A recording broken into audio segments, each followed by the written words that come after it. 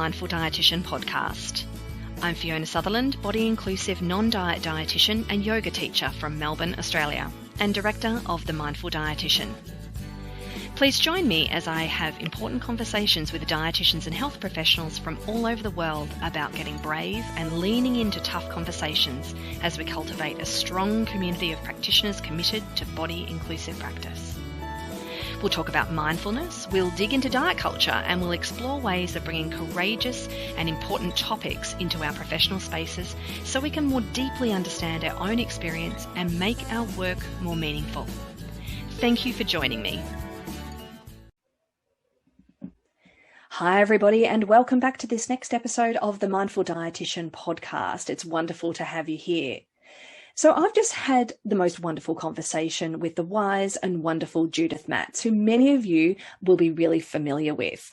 We stepped through so many different topics, including Judith's long and incredible career, which is not over yet. She's got plenty of energy in her, that's for sure.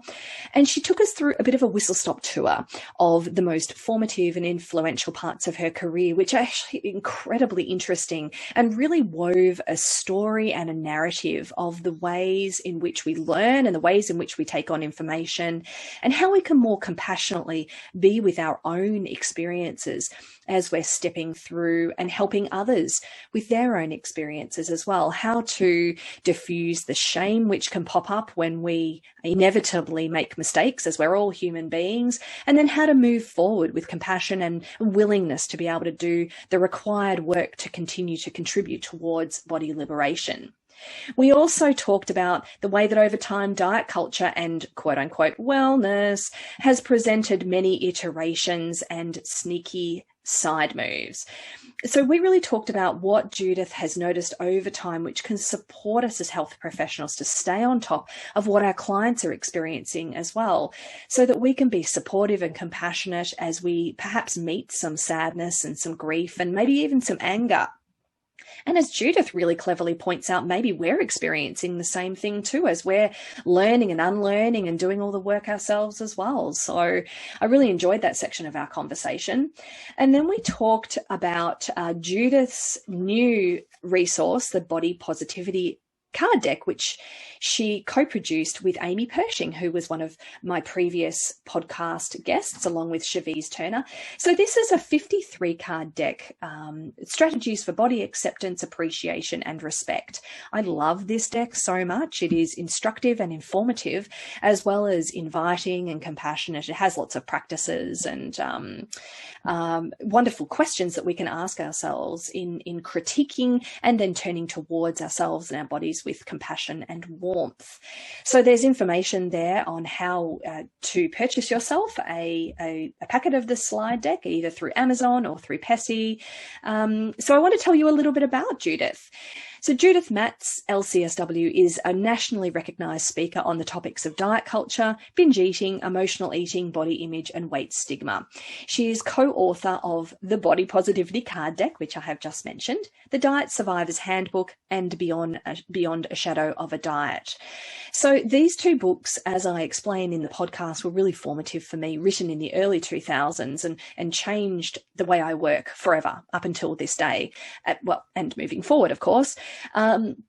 These two books, so the Beyond a Shadow of a Diet has actually had a second iteration now. The last one was produced in 2014, I believe, with some updates, and which really shows the humility with which Judith and her sister Ellen Frankel, who she co-wrote this book with, have really come to the world, and beautiful role modelling of how we can all change and evolve and bring new things to the world.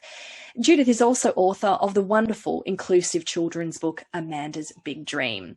Judith's work has been featured in the media, including NPR, New York Times, and Psychotherapy Networker. She has a private practice in the Chicago area and was also sharing with me that now she's really, really enjoying online work and, is potentially moving away from face-to-face work, and how that's so suitable for her new lifestyle, I guess, being a new grandma. It's really cool. So Judith offers a very popular full-day training for mental health and health professionals called Emotional Eating, Chronic Dieting, Binging and Body Image, what every clinician needs to know, and that's through PESI. You can find Judith online via her website, via Instagram at Judith Matz, and on Facebook via the Diet Survivors group. So I really hope you enjoy this episode. It is really amazing. You can find out more about The Mindful Dietitian, including past podcast episodes, at www.themindfuldietitian.com.au. You can also find us on Facebook and find me on Instagram at The Mindful Dietitian. So thank you so much for being here to hear this conversation with myself and the wonderful Judith Matz. So today, everybody, you are in for a massive treat because I am speaking with the fabulous and wonderful Judith Matz. Welcome to the podcast, Judith. Thank you, Fiona. It's so great to be here. Oh, it's so wonderful. We are literally on opposite sides of the world, and we have swapped weather and daily life and everything in between. So it's just wonderful to have this opportunity. Finally, you and I have known each other for years, so it's wonderful to have you here. Yeah, I'm glad that we finally get a chance to sit down and do this together. I know. I wish it could be live. However, this is life at the moment, isn't it? So, yes. So, Judith, you've had a long and really incredible career. You are still going to be working, hopefully, for many years to come, given the gifts that you bring to our field. So I'm wondering how it feels to you, if you don't mind just stepping us through a little bit of a whistle-stop tour of your career thus far, and perhaps even pausing at any points that feel really important or feel formative or particularly influential. Sure. Well, that's a really big question. But like you said, I have been doing this work for a really long time. I actually got training in the treatment of eating disorders in the late 1980s. And as I was in that training, I needed to support myself, and I had some part-time jobs, including working with OptiFast program, which was a medically supervised weight loss program. So I was deep into diet culture at that point, thinking, if it helped a few people lose weight, that's what we needed to do. And so I own my own fat phobia and bias. It's what I was taught. But what happened is in that program, I saw the incredible amount of investment people made of time, of energy, and money. And we all know how that story ends, right? I mean, eventually, of course, they gained back the weight. But there was something more that was going on for me, because what I saw is that the people who were considered successful by society standards actually were doing really disordered things to stay there, right? They were restricting food in a way that I didn't think was healthy. They were constantly preoccupied, over-exercising, all those things we know are disordered. And I thought, if this is what I'm helping people to do, no, thank you. I don't want to, it didn't feel ethical. And as I was reaching that conclusion on my own, I read the book Overcoming Overeating by Jane Hirschman and Carol Munter, who were really pioneers in the field. I know when we look back at their work, we can see some of the problems with it, but they were radical. They started in the 1980s saying, anti-diet, and they were, writing about it. And their work really influenced me because it captured my own diet history, which wasn't very long, but I had started dieting in high school and college and started binging as the result of the dieting. And somehow on my own, I figured that out, that it was the restrictions that led to the overeating. And I was able to solve that quickly. But when I read how they came at it, it just clicked for me personally and professionally. So I was lucky to connect with some people in my community who saw a workshop I was doing, kind of starting to talk about this non-diet stuff. And I won't bore you with all the details, but what I guess I want to say happened is that as I sat with clients, I knew how to help them make peace with food. I knew how to help them end restrictions. As a therapist, I could bring in, whatever emotional aspects there might be to their overeating.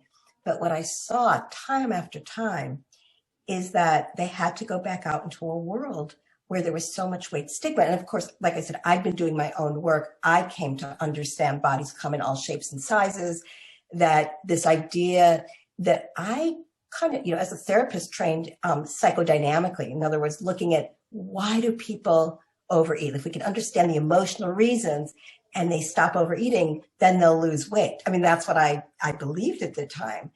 And so as I came to understand that that was just false, and these people were working so hard, it felt, is mission a strong word? I mean, it was just so clear to me that the culture needs to change. And I guess I'll say that I think a lot of people, so probably this is true for a lot of your listeners, that as you start to do this work and you see the injustice out there, just working with people on one doesn't feel like enough. It feels like we have to figure out what can we do beyond our practices and our jobs to change diet culture. Now, we didn't have the word diet culture then,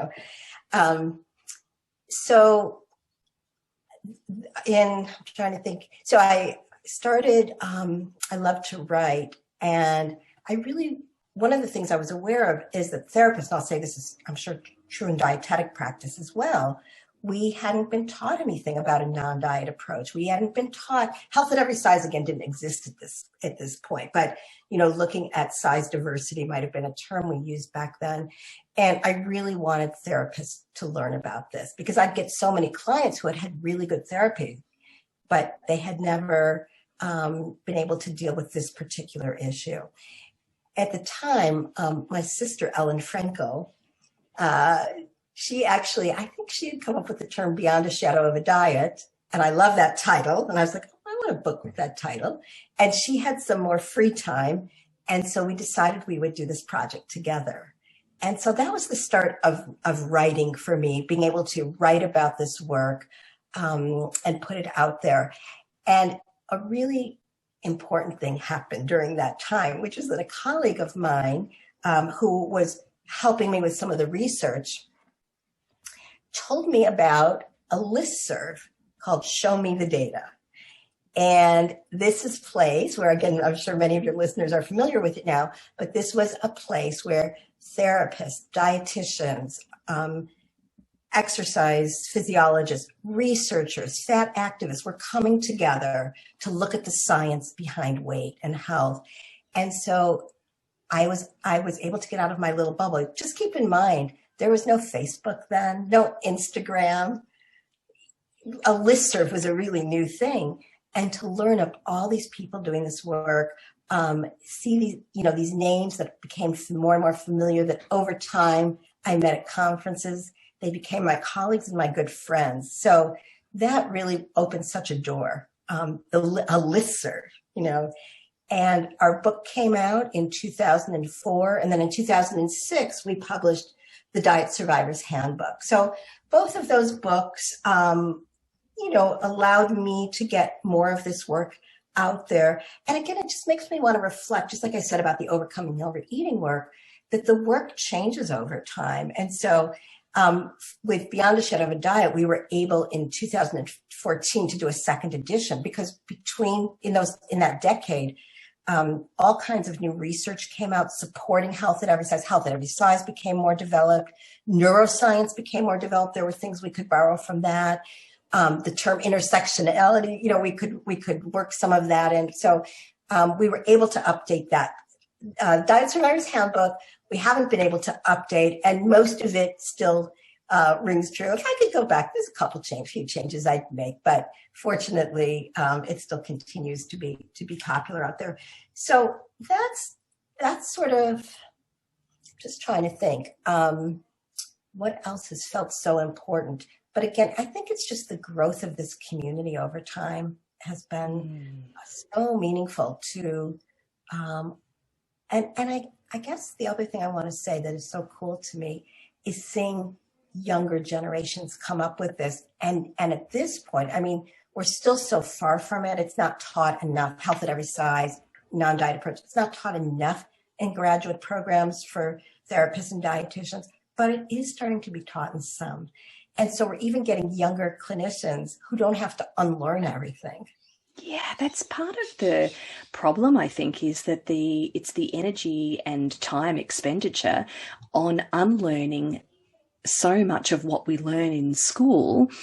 And the other thing that pops up with that is then that sense of, oh my goodness, what happens if I've got all of it wrong? Like, not just this bit, but what happens if I've got so much more of it wrong? And of course, you know, in our shared professions, there's a fair dose of perfectionism and high achievement and drive associated with folks who tend to find themselves, you know, in the helping professions. So there's something about that, isn't there? That, you know, just a little bit of exposure, in my experience, I'm totally with you there, Judith, that I use an expression, once you see it, you can't unsee it. And exactly. So, you know, just having even a couple of hours of content in there is just a little seed plant that once you hear the words, then you begin to see it like a red car that you want, that you wish for. You see it everywhere. Yeah, right. No, I agree with you. I mean, I think all of us who started out from a traditional weight management perspective, who has done the unlearning, you know, or at least I want to say most of us wish we could go back and apologize to some of the people that we've worked with. And we can look back and say, oh my gosh, you know, I contributed to harm. I certainly feel that with the OptiFast program, you know, teaching these groups. And it's not that some of the things we taught were bad things in and of themselves, but the goal was always weight loss. That was always, you know, so it wasn't some of the awareness around hunger or fullness or things like that, but it was always in the service of losing weight. And then if their bodies didn't change, or worse yet, they, you know, people lose weight.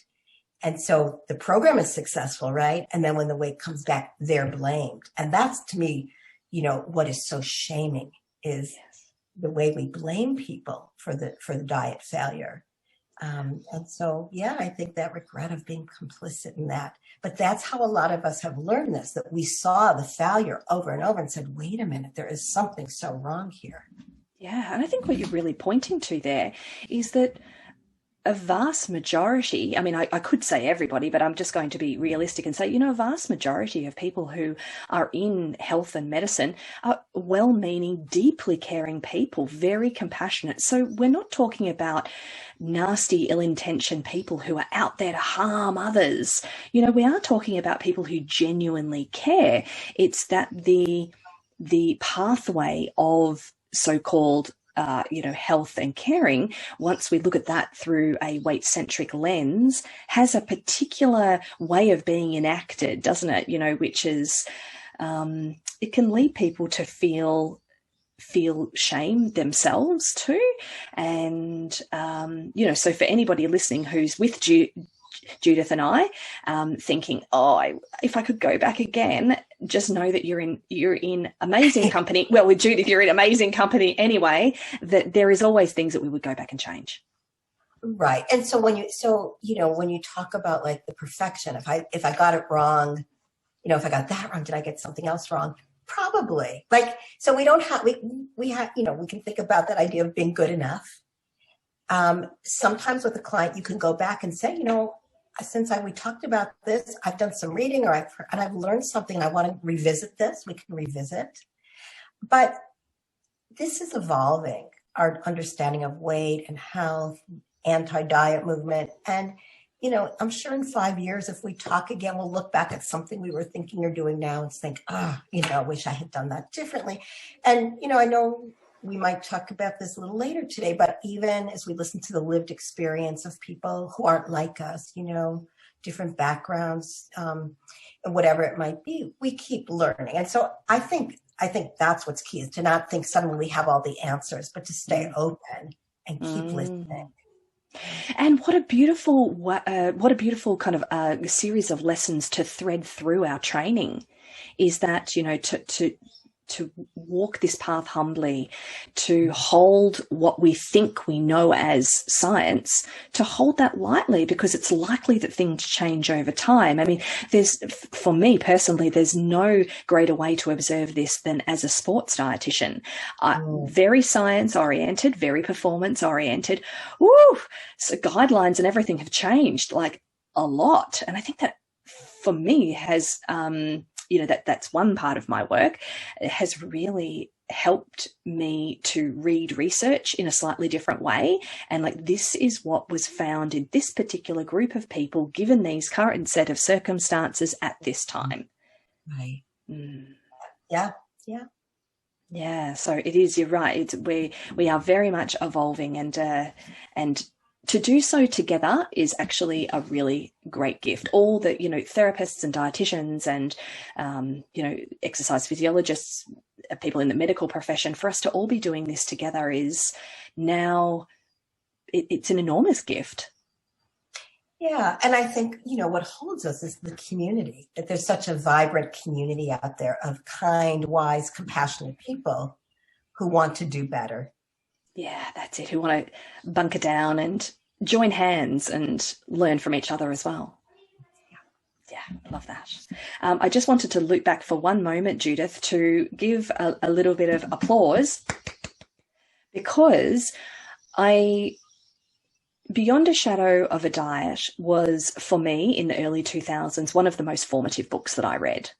Oh, I didn't know that. Yeah, absolutely. So I knew of you way before we met, in maybe 2016 or so, 2017, when we met and, got to know each other in person, but Beyond a Shadow of a Diet, and then the Diet Survivor's Handbook, two in fairly quick succession. This was in my early-ish days of really beginning to question so much. And for me, it came at an amazing time where I knew something was wrong.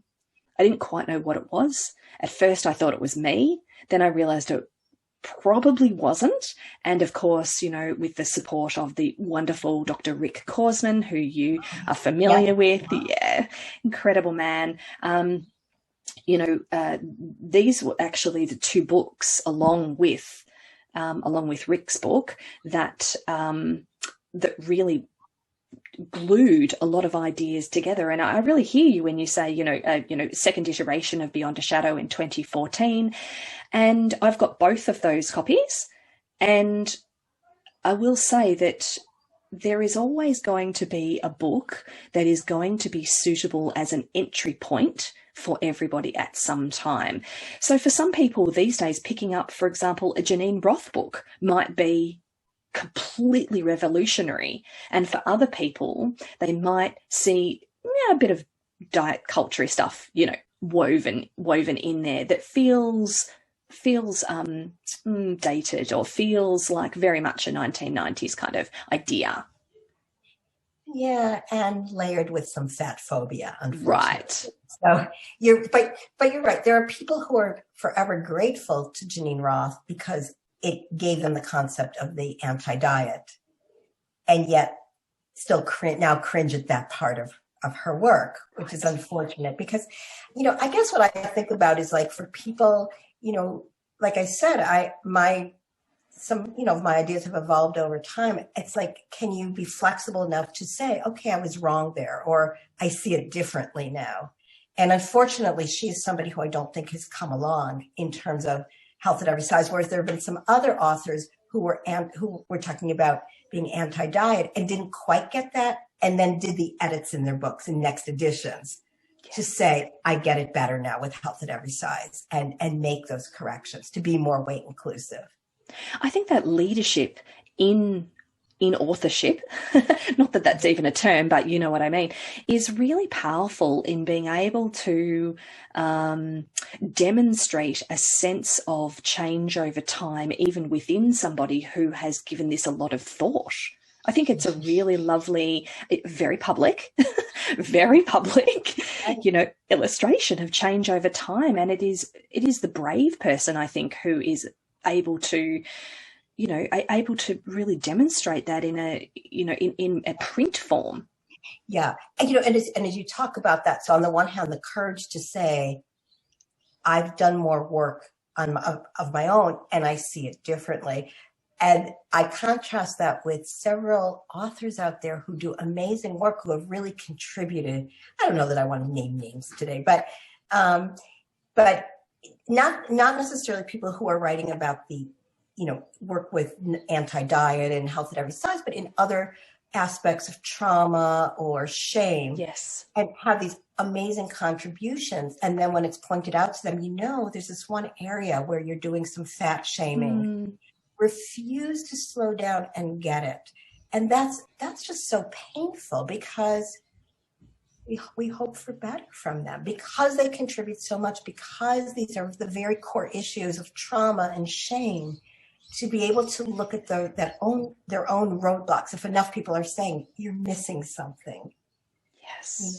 So I guess that also just makes me want to say, in general, for people listening, like when I do my trainings, that I still love, like, with all the parts of this work, separate from seeing my clients, but working with professionals, I love getting people who don't know this work yet. It's what you just told me, like reading those books that they helped you shift. I love helping people with that shift.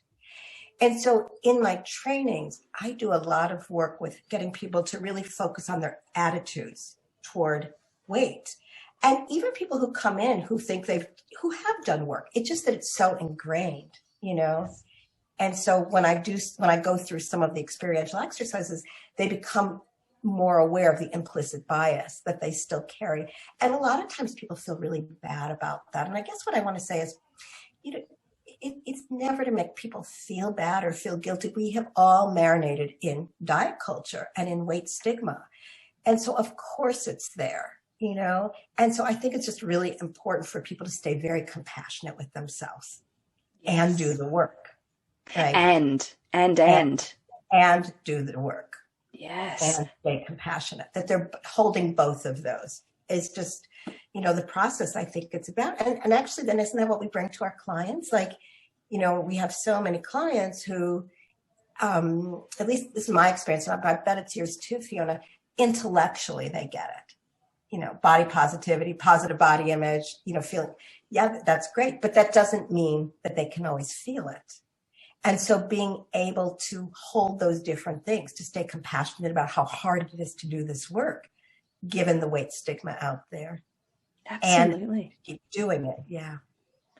We're good learners, aren't we? That's how humans are designed, is to be able to take information on and pop it away in a part of our mind where we don't necessarily have to think about it too repetitively over and over and over. So a lot of the weight bias that we learn within our environment really reflects us being effective learners more than anything else. And when I frame it like that, people are like, oh, okay, my intention for that is not to Pollyanna it, or not to silver line it, but more to say, this is the way the human mind has evolved and has developed, is for us not to put too much repetitive work into things. And so no wonder it feels like, square peg, round hole, trying to fit something that doesn't, that hasn't been my previous experience.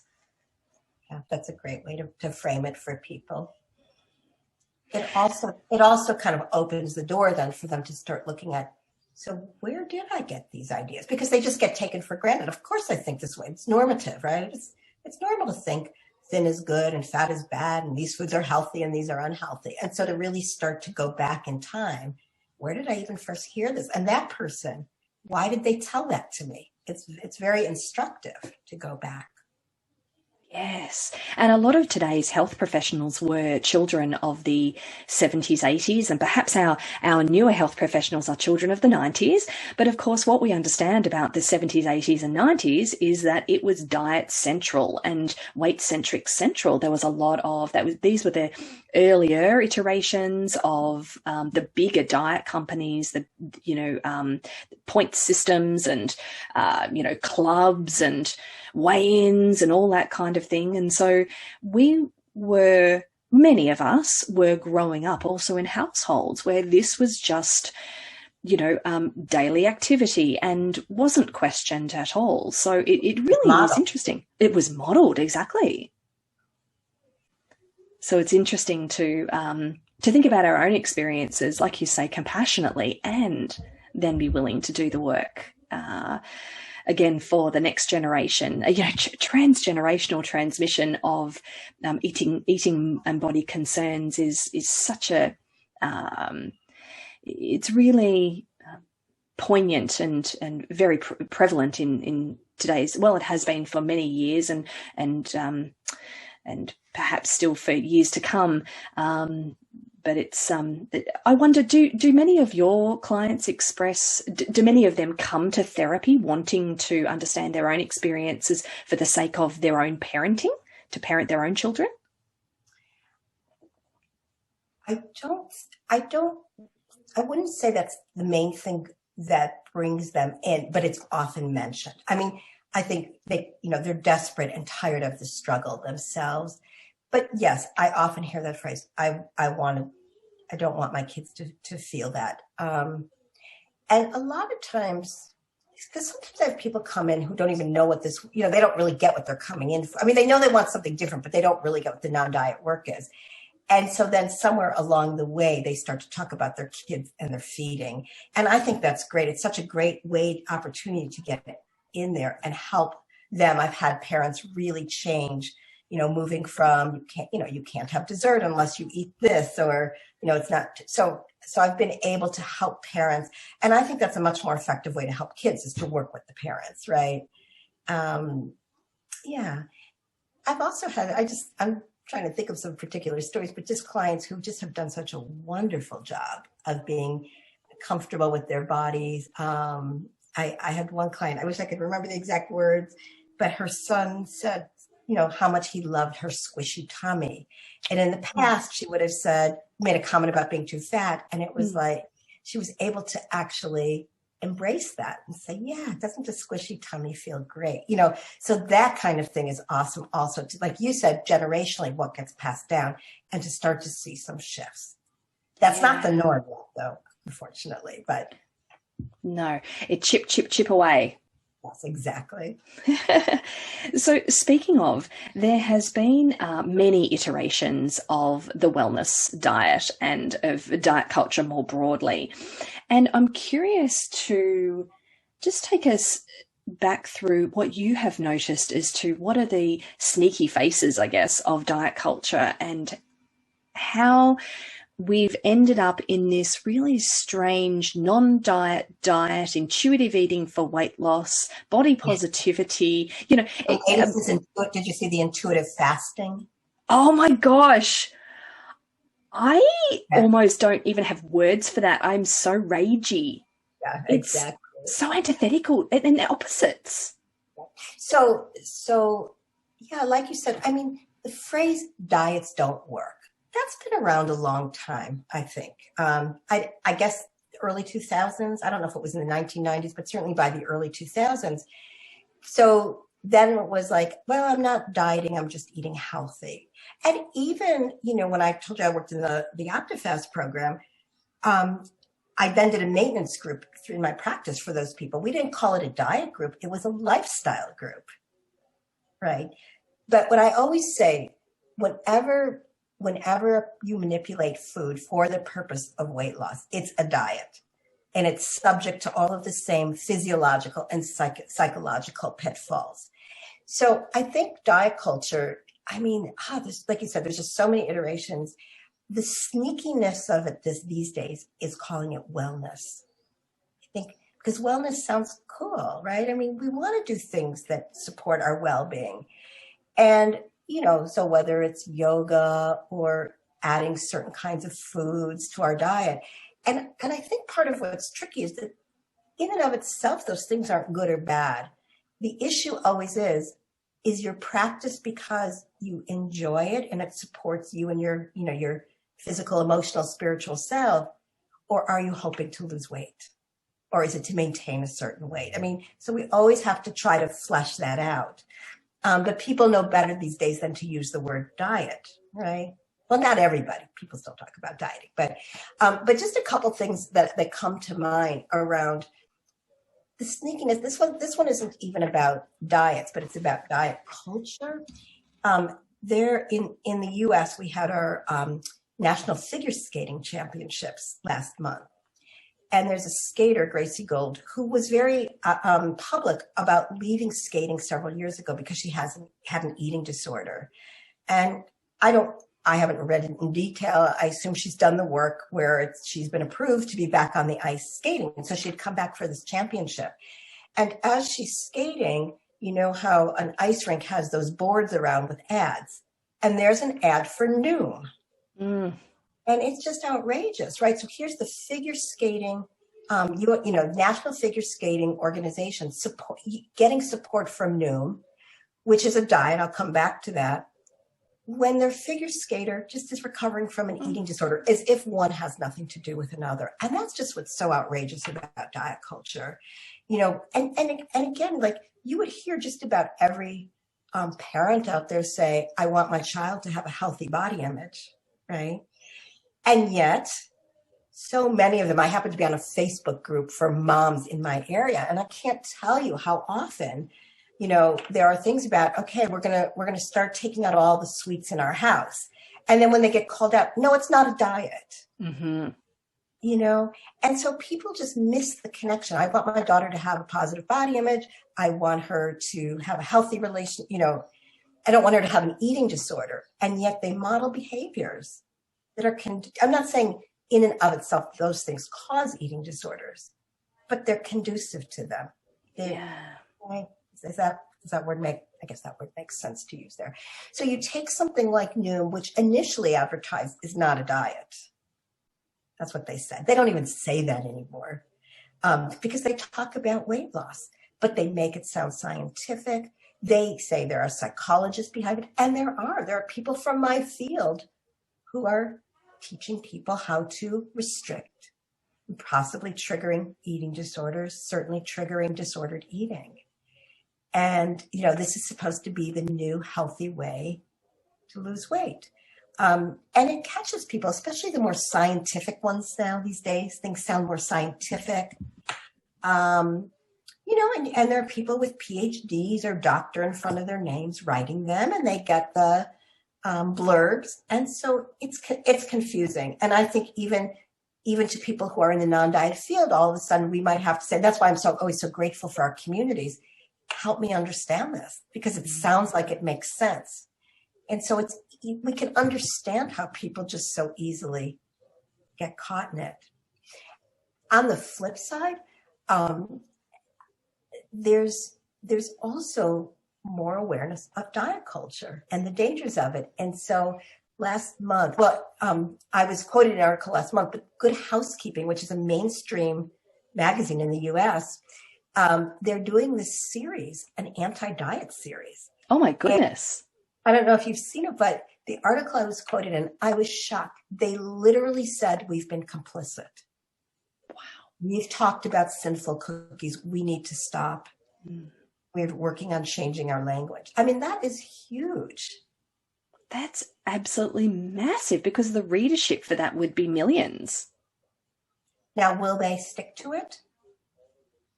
I mean, because so I mentioned intuitive fasting. And for anybody listening out there saying, what is she talking about? Gwyneth Paltrow, who started Goop, she wrote a foreword for this book. It's written by it says doctor. I don't know that it's a medical doctor. He's a chiropractor, I believe. Chiropractor, co-opting the idea of intuitive eating, misusing it, talking about fasting in a holistic way as if we need to decide how and when to fast. But some months ago, last year, somebody from Goop reached out to me, really concerned about food shaming going on. And I did a whole interview for Goop. And when they posted it on Instagram, I had a lot of people saying, this is the direction you should go. There was like 10,000 responses or 10,000 likes. So, there was this glimpse for a moment. Not that I thought she'd ever get it, but then it's like, I just want to throw my hands up, because one step forward, 1,000 back. So I think we're going to see this for a long time. It's big business, follow the money. Yeah. Anti-diet approaches don't lend themselves to marketing a lot of, anti-diet products. And so we all just need to stay vigilant about and help our clients, sort this out. What I really love, Judith, about the way you stepped us through that was the way that you role modeled how we could then do that with our clients as well, in a way that encourages them to be able to critique in a compassionate way, rather than getting caught up in, now I've made another mistake. I've wasted this amount of time and money, because that's a real risk for our clients, isn't it? That, that pulling back the veil, I suppose, on diet culture, or, having invested in another round of, for example, Weight Watchers, or having signed up for Noom, that this is another stick to beat ourselves with. And so what I really loved about the way you stepped us through that is being able to hold that space where, if somebody has a collection of intense feelings, perhaps self-critical feelings or self-judgmental feelings towards themselves for going back into the fray, that it would be unsurprising, and we can be a safe haven for people. Absolutely. And also, again, it's these different sets of feelings. There might be sadness, there might be anger. I think anger is a really helpful feeling in helping people move forward in their own work with letting go of diets, with making peace with their bodies. And so what did they learn from the experience? What did they take away? It kind of deepens their understanding. So, we can always use their experiences to help them integrate this work that we're doing. Yes. And put things together in a way that supports folks to understand that there's nothing they're missing. They're not missing like the mindset piece or the fancy science piece. Like the author of Intuitive Fasting was talking about something like mitochondrial degeneration or something. And I'm thinking, that's what bodies do. Like, you're talking in this scientific terms and talking about just what bodies do. So to understand that is pretty powerful. That makes me think about something else that you had mentioned just earlier before we started the podcast, which is what happens for professionals then. Like, so when I do my trainings, right, I get mostly therapists and some dietitians, and they're there because they want to help their clients, but many are there because they're struggling with these issues too. Our fields are predominantly female, and these issues have been ingrained. And so, there's a lot of people out there, a lot of therapists, a lot of dietitians who are also looking for the magic answer. And it's easy to get fooled by this. It's easy to think. And then, we should know better through our training than try to promote something that's worked for us or not working for us. But we see that happens, and again, so I just want to say that it's so easy for not just our clients, but for us as professionals who haven't quite solidified this yet or still learning, how it's a vulnerability for everybody. And that's what these people are doing with their science, is playing on those vulnerabilities. These words sound good. I don't understand it. It must make sense. Yes. Because I don't understand. Yeah. So what you just said, that's naturally what happens. That's not my training. I don't know that that's naturally what happens. Yeah, that's true. Yeah. And it seems to engender this almost false sense of trust that this person must know what they're talking about, because they're using words that have more than 10 letters in them and sound very scientific. And they're saying it in a way that seems as if they really know what they're talking about, because they're putting all these words together in the same sentence. And I don't quite know what it all means. Right. And I really want to lose weight. Yeah, I mean, because that's the vulnerability that gets played on, like the desperation people feel. So maybe this is finally the answer. Yeah. Yes, that's so true. Now, switching towards hope and compassion and being with our bodies, I really want to invite you to talk a bit about the Bodybot Positivity card deck, which you co-wrote with Amy Pershing, who has been a previous podcast guest with Cherise Turner. An amazing episode, if anybody wants to go back and listen to that. So this was a card deck that you wrote and was produced and published by Percy. And it on the front cover, which is absolutely beautiful, it says 53 strategies for body acceptance, appreciation, and respect. Now, I am very, very lucky duck, because I actually procured myself a pack of these stunning cards. Highly recommend to anybody listening who wishes to use them for themselves or in practice. So do you mind helping us understand a little bit about this card deck? It's incredible. Sure, I'd love to, and thank you for your kind words about it.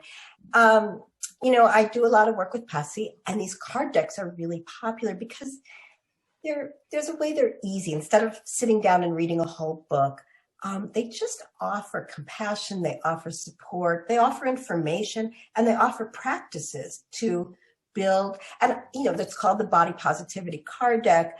Some people like that name. Other people who have been doing this work for a while like body liberate, use words like body liberation, body trust. And we don't need to get into all the reasons, but I just want to acknowledge that. But first of all, I love those three ideas, that body positivity consists of acceptance. This is where my body is at right now.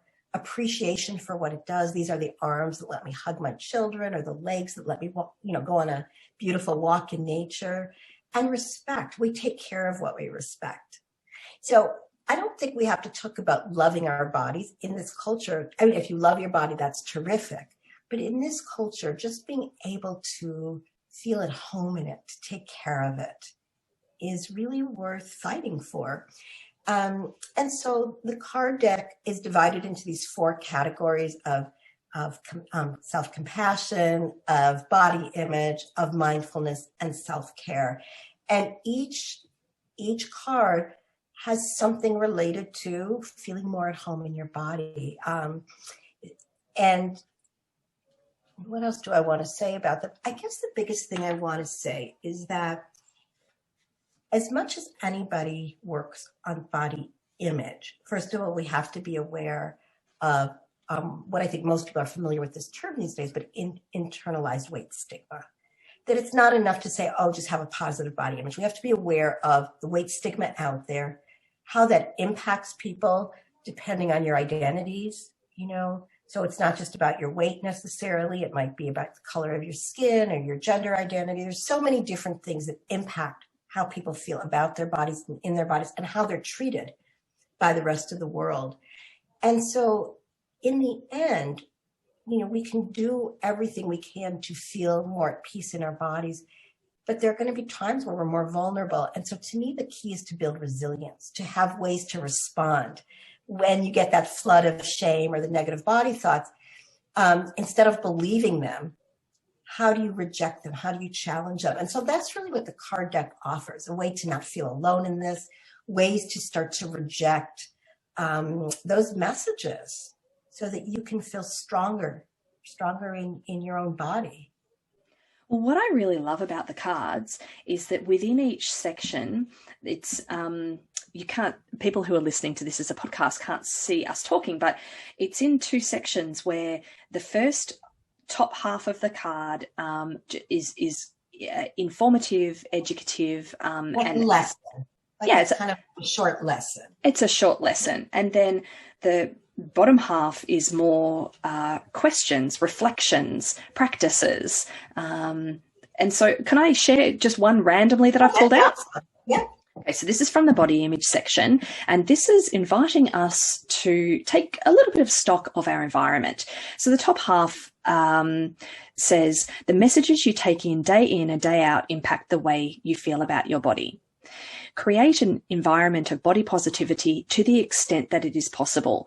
Now, I'm going to pause here just for a moment to say that how wonderfully compassion the very end of that sentence is. So to the extent that it is possible, it's really acknowledging that everybody has different degrees of access to be able to change their environment or to be able to become more attuned to the environment. And even if we are aware, it doesn't always mean we're going to be able to do something. So I think that is that's a very beautiful statement. And then in the second half, the invitation is to take a survey of your home and or work environment. And I'm sure that means other environments as well that we move in as well. The next question asks, do you watch commercials that promote only one type of body? Do you have books or magazines that offer weight loss suggestions? And then the last one is consider removing these products and ads and even replacing them with body positive resources. So that's an invitation to action within what is accessible to us. So, I mean, I just literally picked this one out randomly, and I've taken a really good look through these cards, and they're all like that in the sense that they are compassionate, they are as inclusive as possible, and really an invitation to question and critique, and then also identifying ways in which we can take action to the extent that it is possible, to use your words.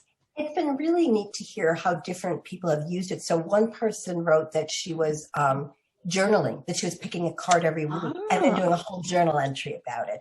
And then I've heard from other people where they've been using their therapist, using it in a group and using the card to foster conversation. So, and one colleague of mine, I wish I could remember the card she chose, but she used it with like a 12-year-old who was struggling with body image. And she went through the deck herself, picked out the card she thought would be appropriate for 12-year-olds, and then had her client pick one out and used it for a therapy session and said it went beautifully. So there's all kinds of ways that people can use the deck personally, professionally, and we've been thrilled by the feedback. It's been really great to hear that they're having an impact. Do you know what's really interesting is I didn't get these cards until after my book Vitamin A to Z had been published. Do you know what's really interesting is these are structured very similarly, where I have about, I don't know, maybe 500 words more of in each chapter that is more informative and, exploring of a particular idea. For example, M is mindfulness, O is open-hearted, S is self-compassion, C is curiosity, etc., etc. And then with some of these, not some of these, as in they came from the deck because they didn't, but some questions and reflections. And interestingly, I've had exactly the same feedback, is that people find that kind of combination of, that's really interesting to understand, and then here are some opportunities for me to ask questions which feel grounded in curiosity rather than interrogation. Right. I mean, isn't that what we're always after? Curiosity and compassion. Yes. And that's what moves us forward in this work. Yeah. So for anybody that's looking to purchase the body positivity cards, where is the best way that they can get them, Judith? Well, they're always available on Amazon, in the US, in Australia. I know you have them. I don't know if there's people listening in other parts of the world. Some of the other Amazons have them, some don't. Professionals can also get them through Pesci in the US, and I think Pesci in Australia carries them too. Sometimes they run discounts, so you can always check and see. Take a look out for that. Yeah, take a look. So, it just depends on what you prefer, but Amazon is probably the easiest way. Yes, I love these cards. I really do highly, highly recommend them for anybody, for our own personal work or for our professional work as well. There's literally hundreds of ways that you could use them, only limited by your imagination, really, and creativity. So, please, genuinely, I mean this genuine, I'm obviously a very big fan of both Judith and Amy. And, I've got to say, what I love most about these cards is that I can hear both of you in them. I really can. I can hear your voices in them. And I think so, so highly of you both, that your wisdom and your own tenacity and your the work that you have both done personally and the work that you have done alongside others to hear, other people's diverse voices and experiences in the world. Really, I can literally hear each of your voices in this, and that is very powerful. For someone like me, that is very powerful, and I'm sure that has a great deal of influence and impact for others too. Well, that's really neat to hear. I'll pass that on to Amy. It was such a pleasure to work with her. Yeah, that's awesome. Okay, so from here, so we've kind of talked a bit about the past, the evolution of things, so to speak, up until the present. We've talked about this incredible resource that you and Amy have produced, so we could call that the present. Now, just to round us off, I'm so curious, Judith, as to, what are your hopes for the future in terms of weight inclusive care? How would you really like to see us moving this work forward in our communities in the world? That is such a big question, and I wish I had some simple answers, but I'm going to just look at one aspect of what you're asking. I hope that we can figure out how to get more doctors trained. I mean, I know we need to look at all the structures systemically. There's so much work to do. But I don't know about you, but I spend hours with clients dreading their visits to the doctors. They're avoiding doctors. They're being shamed by doctors. It's hard to find doctors who practice weight inclusive care. And not only, we know from what's happened with COVID, we see that different marginalized groups are not having proper access to medical care. And so just that whole industry, looking at medical care, how are we going to make sure the most vulnerable among us have access? I'm sure, our systems of medical care are different in Australia and in the US and other places people might be listening, but it's just a disaster here. Specifically, when it comes to our higher weight clients, they're not getting services they need. For example, we see higher weight clients sometimes with osteoarthritis being told they can't have orthopedic surgery, knee surgery, unless they lose weight. Well, give me a break. If they could have lost the weight, they would have lost it. We know physical activity is something that supports people, in better health. And I'm thinking of one client where she couldn't walk her dog anymore because of the pain in her knees, but she was being refused care. Mm-hmm. And that's just not acceptable. Fortunately, I was able to find one surgeon who was willing to refer her to, and she had the surgery, and now she's back to being able to walk. But I don't know what's taken us so long. I've heard people along the way say they want to develop things for doctors. It's somewhere somebody's going to take that on, I hope. I also think that as a community, we're just seeing people, like I said this earlier, we need to listen to different voices and learn from different people. I think as we're doing that, I think we felt initially all united around anti-diet health at every size, but we're starting to see that within the community, there are different ideas about what it all means and who gets served and how. And so I guess I'm just hoping that we can continue to find ways to all collaborate together, to listen to each other's voices. We're all going to make mistakes along the way. You and I talked about that earlier. And I hope that we can apologize where we need to and move to the next steps of how do we keep supporting each other and this work as we try to change these structures that are just so embedded. So I don't know that that's the most comprehensive or best answer, but those are the things on my mind these days. I invite you to add anything to that. You know what I love most about those points, Judith, is that actually those are invitations to be leaning into our own vulnerabilities and own the various ways in which we have shown up in the world so far, and very practical. Let's get some more training into medicine and nursing as well. I mean, dietetics is probably, not to toot our own horn, but I am going to toot for a moment, is that we've done pretty well at integrating weight inclusive care into programs. We've still got a long way to go. There's not nearly enough in Australia. In Australia, but other programs no. So I know this year Health at Every Size Australia, which is our version of ASDA, this is something we are really focusing on. And I think one of the things I notice with medicine is that it appears, as a non-medical health professional, it appears as though doctors enjoy listening to other doctors. And so I feel like that change almost needs to come from within. So it's wonderful to see people like, Jessica Campbell from New Zealand, who is almost a fully fledged doctor. So she is HAES _ student doctor on Instagram. I have Yes. Yes. She's awesome, Jess. And then there's people like Natasha Lamy from the UK, who has absolutely flown onto the scene in the past, handful of months or so.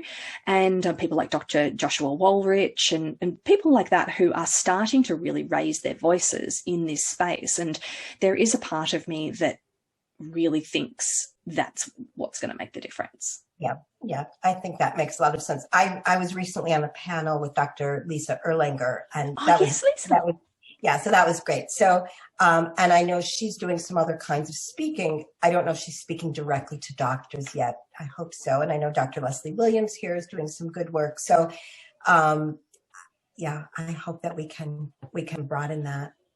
Yes, we do bring more doctors into the fold. I think there are a lot of people on the periphery who, for example, work in eating disorders, and they get it when it comes to eating disorders. But it seems like, mental gymnastics to extend that out to other ways that bodies show up in the world. So I found that not a bad strategy is to bring people on board gradually who come from an eating disorders perspective, and almost it's almost like taking the side stage door rather than front on. Yeah. Well, I know I have conversations with my own medical doctor, try to yes. Visit by visit teach more of this. That's great. I like that stealth. Yeah. Right, stealth training. Wait, but aren't we supposed to ask permission? No. Oh, no, not in those circumstances. Just let them have it. Just let them have it. I love that. Funny. Yeah. Judith, you are such a wealth of wisdom, and I have no doubt at all people will want to be learning more about you and your work and what you offer to the world and our community too. So do you mind letting people know where they can find you, please? Sure, I'd be glad to. I have a website, judithmatz.com, so that's an easy one. I'm on Instagram now, and that's at Jude Matz, JUDMATZ. So those are the two main places. We do have a Diet Survivors Facebook group. And the other thing, besides my books and those resources, I do these full day trainings for PESI, for therapists and dietitians. So if anybody's looking for training, they give, credit. And at least in the US, I don't know how that works internationally. Maybe I know there's a PESI in Australia, so maybe someday I'll get to come and actually do one there. But you can certainly find all of that on my website, or just by Googling me, Judith Matz and PESI, you'll find. Besides the live trainings, which are now telehealth or through Zoom, there's a recorded digital seminar, so it's accessible anytime. Oh, that's fantastic. And as somebody who I've heard you speak a number of times, I can really attest to the wisdom that you bring and your ability to weave kind of the theoretical ideas together with lived experience. Actually, very, very powerful. Judith is an excellent speaker and somebody who we should all be really learning from, that's for sure. So with that being said, it has been an absolute pleasure, Judith. Thank you so much for being here with me. Thank you so much. It's always so much fun to talk with you, Fiona. I really appreciate it, and all your kind words. You're welcome. And hopefully next time we'll get to catch up in person and spend some time in the sun together. I hope so too. I'll talk to you soon. Thank you, Judith. You're welcome. Well, that's our episode of the Mindful Dietitian interview series for today. Thank you so much to our wonderful guest and to you for listening. I really hope you enjoyed it. Just a reminder that you can find me over on the website www.themindfuldietitian.com.au, and please join actually quite a large group of wonderful and enthusiastic dietitians on the closed Facebook group, The Mindful Dietitian. The music you hear is called Happiness from Ben Sound, used under the Creative Commons license. Have a great day, everyone.